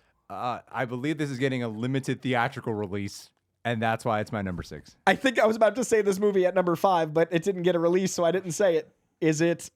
I'm putting The Adventures of Cliff Booth. That's what I was going to put my Yeah, number 5. yeah, I, okay. didn't, I didn't include Okay. it because I didn't have a release date. Yeah, I think I'm pretty sure it's a limited theatrical Okay, release. that's so funny. This would have been my 5, and I was about to talk about it. Go ahead. Yeah, please. of course. I mean, Brad Pitt's Oscar-winning role, he's coming back, and this just seems like the most fascinating marriage of casting crew ever done before, because the Cliff Booth thing doesn't naturally lend itself to a sequel. What the fuck would that be? It doesn't end in a way that's like, yeah, I want The Adventures of Cliff Booth. And Tarantino, it just seems like weird backstory that Tarantino creates and now he made into a story. And I'm like, that doesn't always amount to good storytelling. And David Fincher, who's known to be quite meticulous and want things done his way, I'm looking forward to seeing how he adapts a Tarantino screenplay.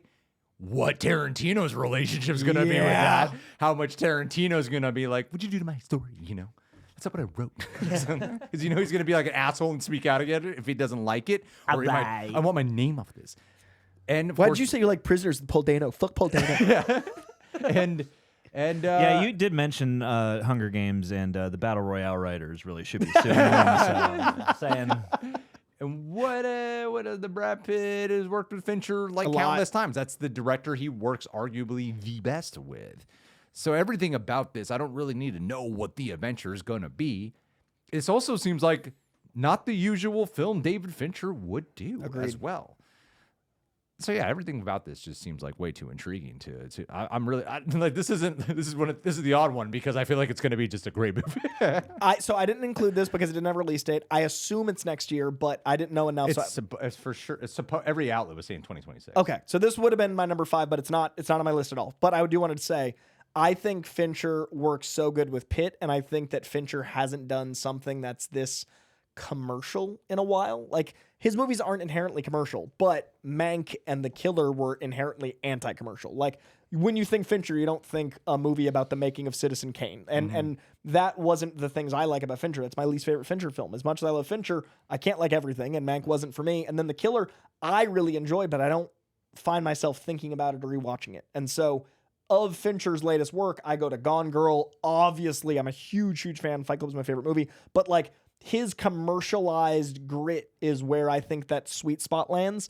And I think him adapting something as commercial as Tarantino, as bold as, you know, a spinoff of Tarantino with Brad Pitt, I'm really curious what that looks like for him. So on top of everything you said, I'm really excited for a commercial adjacent Fincher to come back. 'Cause this guy cut his teeth making music videos. Like, he knows the line between art house and selling it. And I think that's why we never got a Girl with a Dragon Tattoo 2.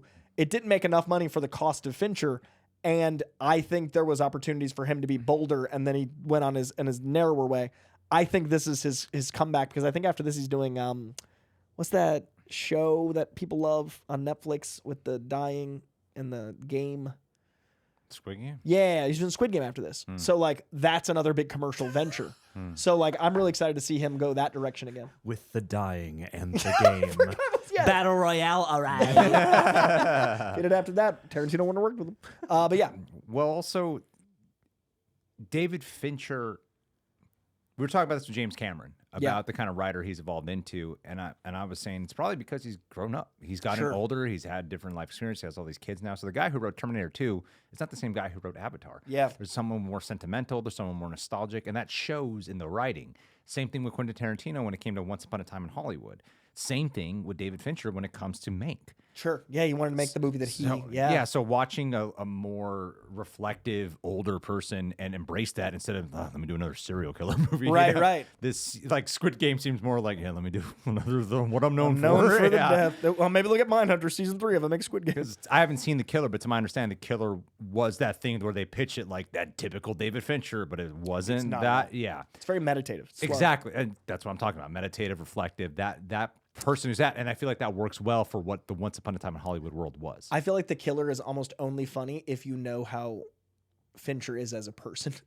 Okay. Like, it's really funny if you know Fincher. And I was like, who is this movie for? The 70 people that work with Fincher? It's like, it's the director making a commentary on his OCD and minutia as a killer, which is extra funny because Fincher makes movies about killers. So it's like an inside joke and an inside joke, which I found very funny. But I'm like, unless I wasn't obsessed with this director, I don't think I'd get half the jokes. Like, I don't know who it's for. Yeah. Like, if I wasn't obsessed with David Fincher, the man who makes some of my favorite movies, I would be bored out of my mind. And I think that's the experience the movie had. For sure. All right, number 5. Speaking of David Fincher and minutia and OCD, my number 5 is The Social Reckoning. The Social Reckoning is the sequel to The Social Network. I consider one of the great horror movies of the 21st century. I think it is one of the most prophetic films. I think it is a movie that looks to the future in a way that was terrifyingly present, and we're living in a lot of its cautionary tales, but the movie told it at the time of filming, and it alluded to the horrors. We're living in them. So I'm really excited to see The Reckoning. Like, it's literally a movie about how social media has systemically destroyed society. And that's with a hard period at the end. Like, our society as we knew it when that movie was made is gone, and we are much worse as a species. And I'm really excited to see Aaron Sorkin coming back into that world and doing a commentary in real time. Like, I love The West Wing. I love the way he just attacks things politically. I love that he isn't shy about being condescending. I think he's smart enough to be condescending, and I really am excited to see that from a tech bro lens. So I couldn't be more excited for The Social Reckoning, and I think the dude that's playing Zuckerberg now, I don't know his work, but everyone, like, he gets award nominations all the time. So I'm really excited to see someone else play Zuckerberg in a post him on trial for destroying society world. Like, we saw an incredible Eisenberg. I think that's one of his best performances, play Zuckerberg as a concept. We saw him play him as a potentiality. He wasn't yet a supervillain. Now we get Jeremy Slater, I think is his name. It's Jeremy Strong from Succession. Jeremy Strong from Succession playing him actualized. Like, ironically, because it's Eisenberg, as Lex Luthor. Like, now he is Lex Luthor. I really want to see someone with some teeth actually make a commentary on what we're living in now. Yeah. My one slight concern is the pairing of Fincher and Sorkin was interesting to me because Fincher is so dark. Sorkin gets really romanticized with his writing. Sure. And he's directing this one, if I'm Yeah, I not think so. mistaken. I haven't seen Molly's Game, which I heard is great. It's great. I wasn't a huge fan of that Lucy movie. The one with Nicole Kidman as Lucy and Javier Bardem as Ricardo. Oh, the one that got all the awards love, and I was like, this is the one you find Sorkin out in? I wasn't a big fan of that one. Have you seen I the liked Trial it. of the Chicago 7? Yeah, I like that one. I like that one. But you see, like that kind of movie, which the way it ends and everything is like Yeah. it's the romanticism, which I don't mind. I don't think you can romanticize the fall of But society. that's what I'm wondering is like, is he gonna do some shit like that, or is he gonna be very on the nose with his like, fuck this side of the political aisle? But I think we're getting a few good men West Wing. okay. Like Yeah. that. I don't think you can do like when he made the Nicole Kidman movie. That was the stuff he loved watching. So I feel like that was him romanticizing like a bygone era. There's nothing romantic about social media and what it's done. I don't want to end on a hope for humanity note. I don't think we have it. I don't think there's a note to hit. wanna That just- piano's not so big. All right, what's my number 5? My number 5. Yeah. Do I think this would be better than Doomsday? Yes. But it's not higher on my list because of how confident I am it'll be better than Doomsday. Spider-Man, a brand new day. Everything we've seen, it's Spider-Man. I feel like this is going to be the best one, honestly. You know, I as a standalone, I know it's up for debate when it comes to like No Way Home. I'm talking about the Tom Holland films specifically. I'm not going to compare it to Andrew Garfield or the Tobey ones, but I think as the Tom Holland ones, this will be the best Tom Holland one. He seems actively involved as a producer, as a creative on this. Daniel Disencredit, I think, is way better when it comes to action, and it showed in set photos. it shows in that, like, holy shit, we're going to get something truly spectacular, all puns intended. Is there a slight concern of, will they go a little too big on infusion of other characters? Maybe, but that's Marvel. You know, that's what Marvel does. So in terms of the Tom Holland ones, I have a feeling this might be the best one of them all. And we've talked about it so much. So I don't really want to talk too much on it, so I'll let you ramble about it. Go This ahead. is much higher, not much higher. We're almost done, but this is higher on my list, but we'll get there. Spider-Man Brand New Day, I think, is going to give us the Spider-Man movie a lot of people have always wanted. I think that when we got the Tobey Maguire movies, that was what a lot of people, we didn't have a lot of options. And a lot of people have reverence for those movies because of the uniqueness of the time. I like them a lot, but they're not my favorite Spider-Man films because I disagree with the personification of Peter Parker especially. And then Andrew Garfield got messed up by the studio and all the things that were happening then. And then poor Tom Holland was like, I have to be an Avenger. And like every time they tried to make him not, they just put him back in. Like he was always going to be a team player. It was always in the MCU. I feel like this is going to be the opportunity for him to be deeply in the MCU, but in a very different way. This is Punisher and Hulk separate. This is not playing in the greater team element. So as much as there are a ton of characters, I feel like it's going to be the most Spider-Man movie he's had. Yeah. In a weird way. Like I think the cacophony is actually going to make it more about him. I think there's going to be so much noise we hone in on him. Yeah, they'll probably lean in on the anxiety of being Of Spider-Man. having 10 villains. Like when there's so much going on, and then when Punisher's a reluctant ally, that enhances Spider-Man. Yeah. So I think, honestly, between the director doing such great action choreography as Shang-Chi and his great directing in general, I think Tom Holland being so hands-on and the fact that you cast an acrobat to play Spider-Man, and it looks like we're getting that to be used in a different way. The poses and all those details. Destin Daniel Cretton's son's first word was Spider-Man.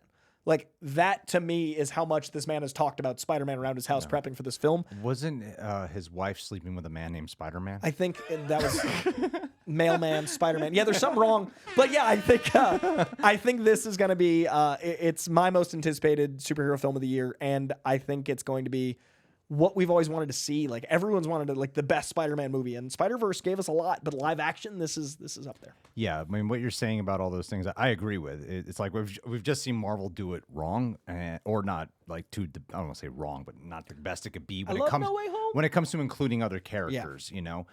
But to your point, that's sort of what we've kind of been missing, which is kind of what I feel like the Batman's building out, which is like, yes, there's the universe, but within each character is another universe. Yeah. Each one, when you read like a Thor run or you read a Spider-Man run, there's the Spider-Man world and like the amazing Your Friendly Neighborhood Spider-Man does a great job on capturing that of this is the Spider-Man world.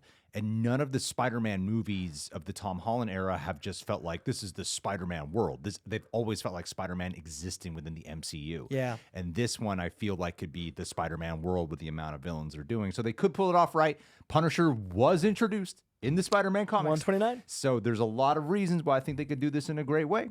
And yeah, we just got to wait and find out. And I feel like it'll be the best one. That's your number 5. Mr. 4. Hail Mary. We've already talked about it. My number 4 is Hail Mary, so we already talked about it. All right. My number 4. My number 4 is from a director who I think has been killing it. I think this will be a great movie. I don't feel like it'll be one of the best movies of the year, but I think it'll be a really good movie. And I feel like it's an adaptation we have desperately needed, and especially in a day and age where the gaming community is getting solid adaptations. And I feel like that's the next wave. A lot of people thought it might be anime after comic book movies. I think it's gaming stuff that's the next wave. We've seen it with Minecraft movie, Five Nights at Freddy's, Last of Us, Sonic. This could be the film this franchise finally gets. Resident Evil by Zach Kreger. Oh, You know, high up. he did fucking Barbarian. He did Weapons, which I know was maybe a little too overhyped for you before you saw it. At the end of the day, he made an original horror movie. And I did like it, but everybody was like, it's Christ's return. It was an original horror movie with a weird structure. Yeah. And it made a shit ton of money and appealed to a massive audience and created its own world where they wanted to see the prequel and have all these theories. And, you know, let's try to figure out what's going on. So I love that he was able to do that. And he really wants to do the Resident Evil movie, which is going to exist in the world similar to Fallout, another great adaptation. How Fallout exists in the continuity of the games, but it's not a direct adaptation of the games. Smart. The smartest way to do it. There have been so many cheesy, not great Resident Evil movies. They already tried another remake, just didn't go down well. And the ironic part is the Resident Evil games are so cinematic that it's weird when they can't pull it off. And I think Zach Kreger's the guy to do it. And I think this can lead into something truly like if they're able to really lock down how to do a cinematic adaptation of something they keep trying for a reason, Yeah. then I think, all right, now we're fucking good. Because okay, these weren't working, all these adaptations we kept trying to do, but this one works. Then that means we can actually get better adaptations of the ones that have failed before too. I agree, and I think that video games are like right there as the next wave. I think anime and that are obviously what everybody's looking at, but I definitely agree video games are being taken more seriously. And I keep talking about like we're the suits now. Millennials are old enough to make art in a studio way, and I think that he definitely grew up loving it for the reasons we as a generation did, and that's really exciting. Not on my list, but I'm really excited for it. I love zombie stories and shit. So yeah. I'm gonna amend my list. It's Return to Silent Hill and Resident Evil now. There's a theme here for John. Yeah. What's your number 3? My number 3 is Dune 3.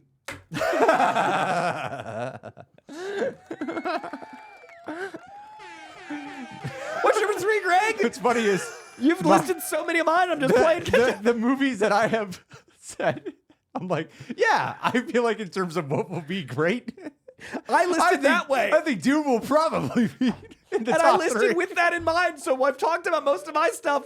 Number 3 is Dune 3. Number 4 is Hail Mary. Well, get ready for another one, Coy. As my number 3 is The Odyssey. We'll talk about that soon. Well, it's your number. Oh, wait, no, I know numbers. The Odyssey. I mean, what more can you really say, man? It's Christopher Nolan doing the fantastical world of Homer Simpson's classic poem. Nope. It's going to be done in a way that is supposedly grounded. And how do you do? He's the best at doing stuff where it's either science fiction or fantasy, and he uses the words, what's the most realistic way we can do this, but also maintain what it is at its core, also make it highly entertaining. He's the guy. He's the guy to do it. And everything we've seen so far from its sets, it's the first movie that's going to be shot entirely every second with IMAX cameras. Designed brand new cameras and brand new techniques to use the cameras so that way they could do handheld. Yeah. With their IMAX cameras. That's fucking awesome. Yeah. Ludwig Göransson doing the score for this movie. I just can't imagine this movie. I would be shocked if this movie's not good. Like everything sold out a year in advance on opening night, man, because of it. Like it's Christopher Nolan. I think he is my favorite director working today. And yeah, to me, it's like I don't elaborate too much because some of these I've talked so much about that I don't have the energy to talk more. Like I've talked about it honestly for at least an hour on this channel already. So yeah, I will talk about this now, but it's later on my list. The Odyssey. I'm very excited because the cast is so many heavy hitters working with. I think. And to interrupt, sorry, we haven't even seen most of them yet in the trailer. Is that crazy? Is that fucking crazy? I haven't watched the trailer. Oh, you don't. No, but that's like this is my. We'll see what number it is. It's coming. This is one of my most anticipated of the year. I've avoided the IMAX footage. I've avoided the trailer. I've only seen a few photos because it sold out a year in advance. It already had, like, it doesn't need anything. Doesn't need anything more. For me to be excited. Like, the fact that I'm like, I'll see it. Like, I'm so excited for this, sight unseen. The cast working with Nolan. There are some people that I would never imagine. Like, John Bernthal. I love everything he does, and now he's working with Nolan. I cannot wait to see what that's like. Yeah. Like the fact that we've got this cast adapting the first story. Yeah. Like what an insane thing. Homer's epic poem being translated by one of the great epic filmmakers. This isn't just like movie of the year. This is a generational moment. Yeah. We don't often get to live through like Spartacus. Yeah. We do now. And it's so different for Nolan. Yeah. He's done one period piece film, which is The Prestige, but not something like this. Very different. This is epic scale. But like it's all the best things of Nolan all kind of combined into one, except the whole like, he tends to like to work with like the Bond spy element, you know.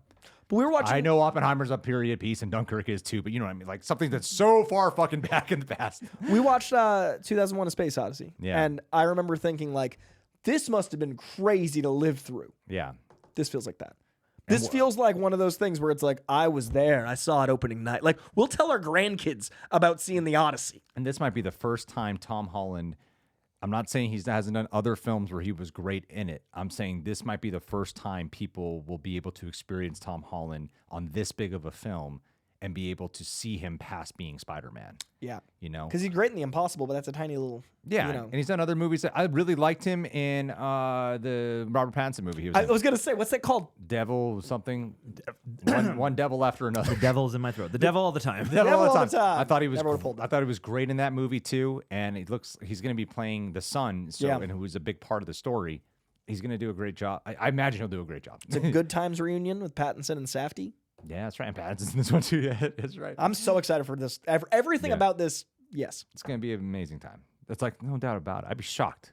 His worst movie, in my opinion, his least strong movie, in my opinion, is Tenet. Even that, I'm like, oh, but you got to see it on IMAX. Yeah, it's even incredible. See even it. if you don't like it, like you'll love some of those scenes regardless. Well, and if you happen to see it more than once, it is Tenet. I was wondering if I would appreciate it any more, and I do appreciate it more each time I've seen Yeah. it. Like it's like every other Nolan movie that way. Yeah, yeah. So that's your number. 3. What's your 2? Spider-Man: Brand New Day. Oh, sweet, Coy. My number 2 is Avengers Doomsday. My number 1, The Odyssey. We literally did my top 5 like out of order. So yeah, 4 Hail Mary, 3 Dune 3, 2 Spider-Man: Brand New Day, 1 The Odyssey. What's your number 1, Greg? My number 1. Oh, If you guys watched the last podcast, you'll know. Undoubtedly, so crazy. there is no trailer I have not stopped watching. I'm talking like once I start that night, I gotta watch it like 5 more times for some reason. I am obsessed with this. And anyone who's like doing thumbnails like, oh my God, what the, like, guys. So think about what This- movie we haven't mentioned. Think about the caliber of filmmakers on this list. We've talked about Nolan. We've talked about Denny. This is Greg's number 1 in one of the greatest years in cinema history. Oh my God. Let me also say, the way I said about The Bride, how this also looks like it has the potential to be incredibly annoying. Or finally, the adaptation of the thing I grew up playing endlessly as a child, Biggest gamble. Street Fighter. Holy shit, man. When I saw that trailer, you were just saying we are in that age where fans are making movies. There is nothing on this list, not a single movie from yours or mine that accurately reflect that statement. They went balls to the wall, like, let's try to actually do the game. Let's see what we can do. Let's not try to go for what do we do to make this realistic and accessible for mainstream audiences? Let's beat up a vehicle at the end of this trailer.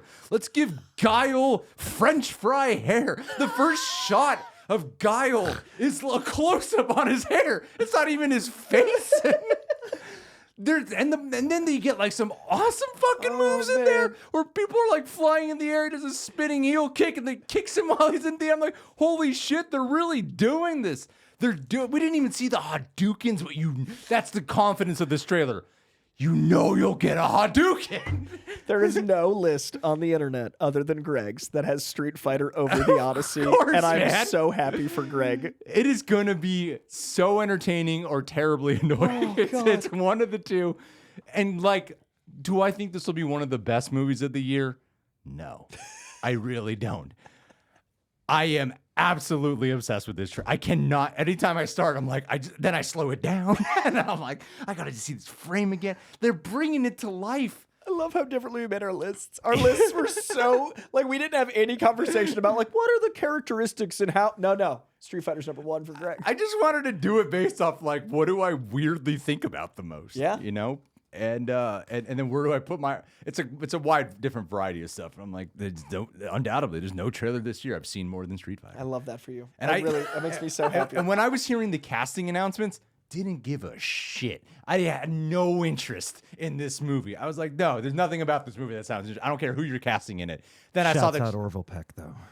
like, no, they have a great David Desmalchin? David Desmalchin is biased. They have a great cast of people, but it's like I Fitty. don't really care. When I heard the Racka Brothers, I still call them that. When I heard the Racka Brothers were not doing it anymore, it's like, well, then I'm not interested in it. Until now. Until now, where I'm like, wow, they're fucking doing the I movie also love want that to it's do. your number 1 because I watched the trailer and I felt so much guilt for how much I loved it. Like, I watched it, I was like, dude. And I, like, had no one to share it with. Cut to Greg just, Why is it like some people don't like it? I'm like, what do you want from it? It's fucking Street Fighter.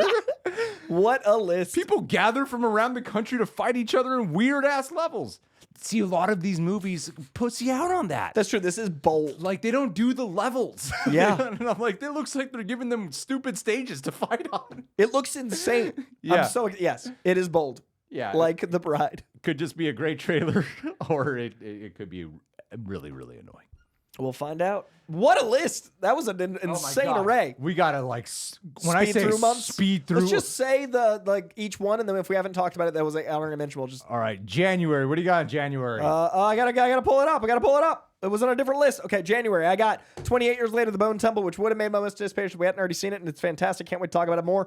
Really excited for Dead Man's Wire as well. And then we get on TV Wonder Man and Shrinking. We get Return to Silent Hill for John. Woo! And then on the 30th, closing us out, Good Luck, Have Fun, Don't Die, one of my most anticipated. And Send Help, new from Sam Raimi, Rachel McAdams, and the great Dylan O'Brien, doing really spooky work. So that's a pretty stacked January. Send Help is one of my honorable mentions for sure. And Iron Lung, which is Markiplier's movie. Oh. Which also has Troy Baker in it. I'm just excited for the age of YouTubers making films. That's an exciting time. And it looks like it's a big swing from a concept trailer he made a couple of years ago. I don't know much about it. I'm kind of just making that up. I don't even know if that's true what I just said. So It supports video game movie theory, I think. yeah. Oh, sorry. Yeah. And okay, I'm going to take a little time to talk about this. I was asking Koyes if this movie's on his list. What is this? I was so shocked. John, do not. If you know what it is, don't say you know what it. Don't say what it is if you know what it is. Do you know what the movie The Rip is? The Rip? No, I've not heard of that. Greg made up a movie and shamed me for not knowing. I'm gonna pull up IMDb. Is this the reptile this week? Is this a fake Jason Statham joint? IMDb. It comes out on Netflix in January, and the fact that I have heard of the this. fact that Coy Is does this it. a specifically Coy movie? Am failing I remember my hearing people? about this. Yeah. How can this not be specifically a Coy movie? And the fact that he doesn't have it on his list and can't even recall what it is right now is absolutely mind-blowing to me. Who's in it? It's from director Joe Carnahan, I adore. My A-Team man. Yeah. and it stars Ben Affleck and Matt Damon. There's a Joe Carnahan movie with the Boston Boys? Yes, I'm like, It's out in January? how do you not know about this movie? I don't even. Is it an artist equity film? It's got to be if it's Matt and Ben. What is I happening? don't know. Sasha Kai is in it. Stephen Yeun's in it. It's all Boston people. She's from Boston Tiana too. Taylor's in it. She's not from Boston, but she seems great. But yeah, it's, I should be in it. it's fucking Joe Carnahan, Matt Damon, and Ben Affleck, and this guy didn't know. I'm like, how do you not know what The Rip is? I gotta call the Grillos. They know Carnahan well, and I gotta go. If there's a premiere, I gotta be. It's Boston's own. Kaye, Damon, Affleck. Why was she What's it about? I wanted you to react to it with me. Let's because react to it. No, I'm down. It's a group of Miami cops discover a stash of Why would they millions. cast everyone from Boston and put them in Miami? I don't know. Why do they get New Yorkers De Niro and Pacino to fight each other in Los Angeles? Sometimes people make weird choices. You don't cast three by accident. Matt Damon, Ben Affleck, and Kaye is not like, oh, let's go to Miami. What the hell? I don't know. All right, sorry, I interrupted. This could. We don't need to know more. Miami cops. Me and Greg are gonna react to it. Miami cops. All right. What's If in it's a Fe- Miami Vice rip with Boston, I'll be stoked though. what else in February? February, we only got three. Wuthering Heights, real I got sexy that. trailer. The Jacob Elordi, not a movie star. He's an actor, and he's got abs. Crime 101. Don't know if it's going to be good, but sure does have Chris Pratt doing some post-Guardians choices. And maybe, it's an honorable mention, pretty low down, Scream 7. So it's like my number 25 most anticipated, but Scream 7's on there. And to add to that list, I would say this is Glenn Powell's new movie with Margaret Qualley, an A24 film. I love the trailer for this. It's called How to Make a Killing. When is that out? February. And How to Make a Killing. yeah, you guys should watch the trailer for that. It is a odd looking film, and I know Glenn Powell's still on that career trajectory where he's still trying to earn his respect as an actor. And I hope this is the movie that finally just cements that shit, because it seems like a lot of people did not watch Hitman. Yeah, I was going to say, Hitman should have done it. Like you watch Hitman, and you're like, oh, there you go. There's you a know? scene with a phone in a kitchen that should have done it. That Oh, scene is brilliant insane. scene. Brilliant scene. Linklater killing it. All right, March. We got The Bride, which made the list. We got Hail Mary, which made the list. We've got Whitney Springs. I forget what that is, but I wrote it down because I made this list in September. We've got The Dog Stars. Don't remember what that is. I know I wrote it down too. I'm like, what's the We Dog both Stars clearly again? wanted to know about The Dog Stars. It's the biopic of Keanu Reeves' band Dog, Dog Star. Star, but it's about them. Oh, this is Ridley Scott's movie Oh. with Jacob Elordi and Josh Brolin, and it takes place in a post-apocalyptic world where a virus wipes out humanity. Ha! What commentary? And Guy Pearce is in it. Yes, that's the one. Out of all those names, Guy Pearce Guy is the one Pearce. that's gonna send people over to the moon. Christopher Nolan's Guy Pearce. Yes. All right. So yeah, Dog Star. I don't remember what Whitney Springs is. So that's March. March is pretty And solid for Ready, March. Ready or Not 2 as well. That looks good. I saw a trailer today. I wish I didn't see a trailer because I love the first one. But I'll say, for someone who did not believe in the concept of doing a Ready or Not 2, surprisingly came up with The an trailer idea sold that I'm me like, really well. okay, I could say I could do a Ready or Not 2, actually. Yeah. I went and saw. Whitney Springs is your Kendrick, Trey Parker, Matt Stone. That's movie. right. If there's anyone that's going to get me to like Trey Parker and Matt Stone, it's Kendrick Lamar. And that might be the most unlikely duo I've ever seen assembled. Yeah, I'm very excited for that. What's got for April. April, we got Super Mario Bros. 2. If we were looking at box office, that'd have been higher, but we're looking at anticipated. I'm excited to see it, but obviously. The Drama, also out that week. Forget what that is. What the fuck? I wrote down some movies too. I'm like, I have the drama. I don't remember what the fuck. I should have put parentheses who's in it. Oh, Robert- Primate people, primate. It's Robert. Isn't that a January movie? It is. Yes. I'm sorry, I didn't make my list. Robert Pattinson and Zendaya drama. Oh, yes. Okay, so that's out in It's a April. drama about Called the drama. And then the next week, we've got The Boys season finale or final season kicking off. We got The Mummy as well, which is on Greg's list, and Michael also on Greg's list, closing out April. Oh yeah, and we also got Normal, which looks like it's in the same universe as Nobody. Oh, interesting, like an action, like day-to-day guy movie. Yeah, and it stars Bob Odenkirk. Weird. It's called Normal. Yeah, He's got a type. he's got a thing. May. We got Devil Wears Prada too. I'm actually pretty excited. It would have made a 25 list. Animal Friends. Someone knows what that is. Isn't that Ben Affleck movie and Matt Damon and Yes, that's right. Ben Affleck directed it. And Matt Damon stars in it. Yeah, that's I think exciting. Jennifer Garner's in it too. Yeah, he's like assembling his whole squad. Yeah. Did you know Ben Affleck's son's first words were Spider-Man? Really? He Yeah, should have isn't that directed that crazy? movie. I think he could have done a great job. Animal Friends. Animal Friends. Or is Not that Animal Farm? Animal Farm's the Andy Serkis movie. Yes, based on the book. Animal Friends, I think, is the Affleck movie. Is And it then, Animals or Animal Friends? I'm not seeing an Animal Friends in this list. Oh, no. of 20. Animals is the Ben Affleck movie. oh, maybe I wrote it down wrong. What's Animal Friends? Maybe I made up a movie. No. You didn't make up a movie. I have Animal Friends too. What did we both do? It's the Ryan Reynolds movie. Wait, what? What the fuck is this movie? I don't Two know. animals both wrote- become unlikely friends, and both it's wrote it rated down. R. And it's got a bunch of. It's Jason people. Momoa, Vince Vaughn, Eric Andre. It's got a crazy Aubrey release date. Plaza. There's a lot of animal stuff coming out next It's year. opening in May, so it's got to be big, Yeah, I have Animals. which is the Ben Affleck one. Yeah, that's in May, and Animal Friends is in June. Messy. Or Okay. I don't know. That doesn't fucking matter. There's another animal. Oh, Mandalorian and Grogu. It's coming up. It's coming up. I'm going off. I'm chronological. I wish I was more excited for So that. May 1 is those two movies. May 8th, Mortal Kombat 2, which I'm very excited for. May 16th, Poetic License. May 22nd, Mandalorian and Grogu. There's also Obsession, which is James Wan's new movie. Oh. One of my favorite directors as well, when it's in horror specifically. And Animals that we keep fucking trying to narrow down what that is. But I wish I was more excited for It's the first Star Wars movie, but it just feels like they're putting a condensed season 4 in the theaters. So that's why I'm not as excited. It for did. The trailer was pretty flat. No. It worked for Moana too. But I'll say, man, I'll say though, when I go on Rise of the Resistance at Star Wars, So dope. Have you been on Rise of the Resistance, John?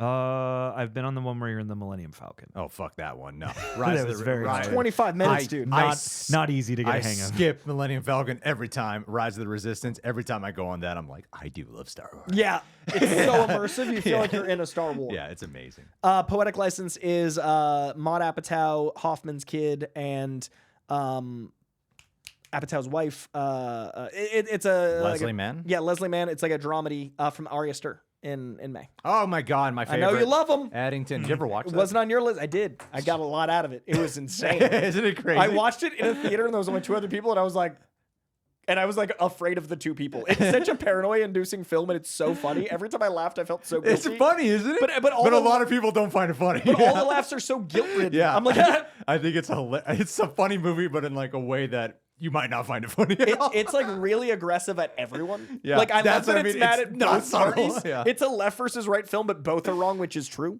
I had a great time with it. Yeah, it was a lot it of takes fun. place in a bubble, and it's about living in a bubble. Yeah, yeah, that's and why I love that's it. the internet. But Yeah. this bubble is a small town, and our bubble is the internet. So I got to be like, hee hee. Yeah, I loved it so much. It was like a message board Yeah, no, it is. I still think about it to this day. I had a great time with it. All right. All right, so that was May. June, Masters of the Universe and Power Ballad kicking us off. Masters of the Universe. Travis Knight is doing that. Who did one of the best Bumblebee. live action Transformers? Yeah. Yes, and Power Ballad, I forget what that is. I think it's something animated. Check the tapes, John.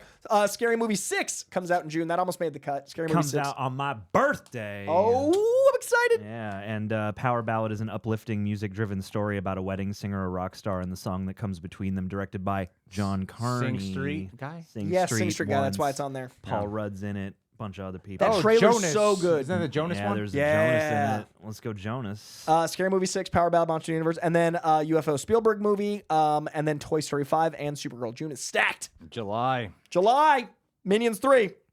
Woo! They won't stop The making fuck? them. And we talked about every other one that's in July. Moana, Oh yeah, The Odyssey, that'll make a lot of money. Cut Off. I don't remember what that is. Spider-Man Brand New Day. What's Cut Off? Cut Off movie. It's a comedy. You got some big anticipation this year, I gotta say. Dude, there's so many movies this year. This is produced. Jonah Hill's Yeah, movie. it's the next Jonah Hill film since mid '90s, and I thought Jonah Hill. mid '90s was great. Stars Bette Midler, Camila Cabello, Kristen Wiig, Nathan Lane. I'm very excited for some Jonah Hill, and then obviously Spider-Man Brand New Day. August. One night only, Flowervale Street, Mutiny, Coyote versus Acme, and probably Lanterns. I want to get him in the studio this time. Will Forte. Oh, that'd be cool. Yeah. You guys had a good chat. I love that guy. Yeah, I think we should. We should get him in. Coyote versus Acme is gonna Yeah. deserves press after what it's been through. Anytime he does press now, he keeps talking about this movie. That's exciting. We'll get him in here. August. September. This one was actually number 18 if we had done 20. How to Rob a Bank should be on more people's lists. I have it on my list. I have it here, but what is that again? David Leitch, and the cast is crazy. Yeah, that's what I remember seeing a big cast for this movie. Yeah, the but cast I don't is a remember huge anyone ensemble. who's in it. Nick Holt's in it.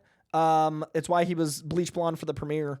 And David Leitch is doing it, and it's like one of his passion projects. Other than the great Nick Holt, it also has...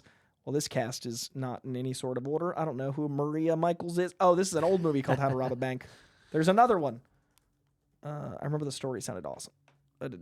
Nicholas Hoult, Michael Gandolfini, Christian Slater, Zoe John C. Kravitz. Riley, Pete Davidson, Zoe Kravitz, a bunch of other character actors and such. And Practical Magic 2. Practical Magic 2. Woo! Then also in September, after How to Rob a Bank, the next week is Clayface, and then Resident Evil and Practical Magic 2. October, we've got Digger, Tom Cruise. We've got Street Fighter, starring and featuring Greg Alba. We've also got The Social Reckoning, all in October. And no horror movies in October. Not a single one. The Social Reckoning. Maybe the Shaun the Sheep movie will be a horror movie. It's funny how many horror movies we mentioned, but in October's not it. I think you're doing that, John. I blame John because he loves horror. November, Cat in the Hat, coming out. Hexed, Hunger Games, Narnia, and this one was my number 17, Fokker-in-Law. Fokker-in-Law really almost made the cut. I am morbidly curious. I love those movies. I do not like that last one. The Little Fokker. Little Fuckers. Oh, I never was a saw it. challenge. I do not like There's that last three, one. right? Because Yeah. I love the first two. I hate the third one. Was like, oh, you guys are just Okay. it's cheap now, and the first time like, this is only for money now. Oh. But It's like an this- Adam Sandler goes to Hawaii movie. Yeah, that kind of vibe. Like, let's just do the cheapest jokes we could possibly think of, and a lot of callbacks because we got no new jokes apparently about these guys. But The first two were great. Ariana Grande's in this, That's exciting. Does she play a Fokker? or yeah, one of the maybe the wife or I don't know, Ari or Fokker. daughter. I don't know. December. Violent Night 2. Avengers Doomsday.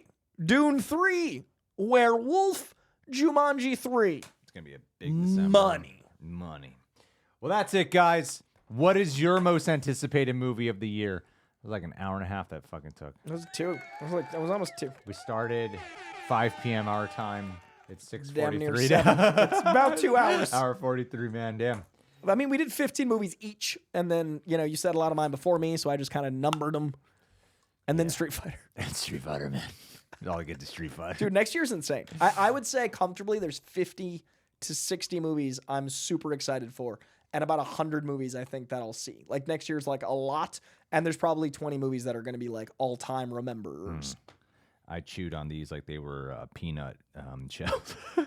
Greg has a lot of work to do, you guys. He is I'm at a anxious- bar anxious right man. now chomping toothpicks. But yeah, Coy, thanks for doing this with me. Happy New Year. John, thanks for setting it up and holding down the edit on this one. No problemo. Let's keep that one glitch in there where you're like, wait, hold on a second. Let's not do it. Export as is.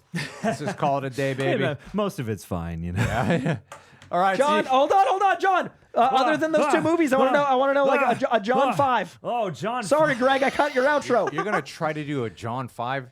He's already listed Oh, too. Return to goodness. Silent Hill, Resident Evil. Return to Silent Hill, Resident Evil. We will go with Evil Dead, Burn. We will go with freaking some other movies as well. How's about Animal Farm? Why not? It's in front of my face right now. That was a crazy list. That was a crazy list from John. Street Fighter for sure. Let's see. So Return to Silent Hill, Resident Evil, Street Fighter, Werewolf, and oh golly, Spider-Man. I'm There it excited is. to be wowed by some. I want to love a Spider-Man movie again, and I feel like it could happen. Not a single I haven't October loved release. a Spider-Man in a second, but hey, just Shaun the Sheep. All right, there's a new Shaun the Sheep. I'll Good put list. that in for October. I needed to hear John's because I didn't know yet. All right, that was a whole list. Greg, sorry for cutting off your outro. It's fine. Bye. wait. Okay, cut it. Wait, can we cut these and then just do thumbnail stuff?